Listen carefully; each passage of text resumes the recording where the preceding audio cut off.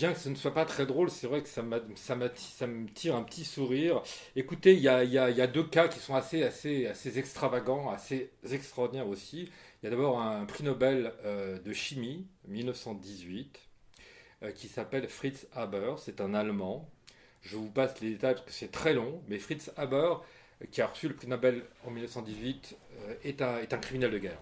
Est un homme, un assassin de masse, un type qui a conçu, qui a pensé en tant que chimiste, c'était un chimiste génial, je m'empresse de le dire, c'était un très grand chimiste.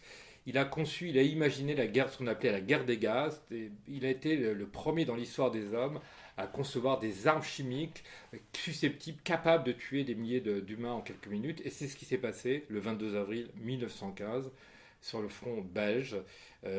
Les Allemands ont libéré 6000 cylindres remplis d'un gaz au chlore, tout cela préparé par Fritz Haber, qui ont tué ces gaz environ, pense-t-on, 5000 soldats français, qui en vérité étaient pour l'essentiel des Algériens. Mais Haber n'a pas eu le prix Nobel pour ça, quand même pas, il ne faut pas exagérer, mais il avait fait une découverte extraordinaire en 1904. Il avait réussi très grossièrement à synthétiser de l'ammoniac à partir de l'azote de l'air. Ça a l'air de rien, mais grâce à cette découverte extraordinaire, on a pu fabriquer de manière synthétique des engrais qui ont permis de doper la productivité des sols et de l'agriculture en général. C'est ce qui a permis d'éviter beaucoup de famines dans le premier tiers du XXe siècle, et c'est pour ça qu'il a été fêté, c'est pour ça qu'il a été prix Nobel, mais dans le même temps qu'il était une sorte de héros de l'humanité, c'était un véritable salopard qui donc a contribué très gravement, pas seulement d'ailleurs en 14-18, mais même après, il a contribué à mettre au point des produits très très mortels. C'est dans son laboratoire, mais lui n'est pas responsable de la suite, c'est dans son laboratoire que dans l'entre-deux-guerres a été synthétisé le Zyklon B, ce gaz épouvantable qui a permis d'assassiner des millions de juifs et de tziganes pendant la Seconde Guerre mondiale.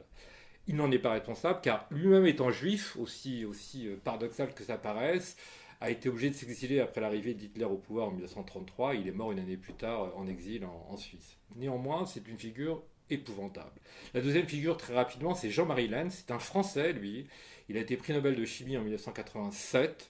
Alors, ça n'a rien à voir avec Fritz Haber, c'est pas un criminel, mais c'est un homme hautement discutable, car en fait, et je résume en quelques mots, mais en fait, c'est un homme qui rêve à voix haute, devant tous, de créer, grâce à la chimie, aujourd'hui, en 2014, il rêve de créer des organismes vivants qui n'ont jamais existé à la surface de la Terre. Il se prend pour une sorte de dieu vivant, et avec l'aval de toutes les autorités publiques de ce pays, il rêve ouvertement de pouvoir créer à terme des chimères, des créatures vivantes, mais qui n'ont jamais existé. Il ne s'agit plus d'OGM, c'est-à-dire il ne s'agit plus de trafiquer l'ADN de certains organismes, il s'agit d'en créer. Donc on est vraiment passé à une étape, si j'ose dire, supérieure de ce que moi je nomme la folie de la chimie.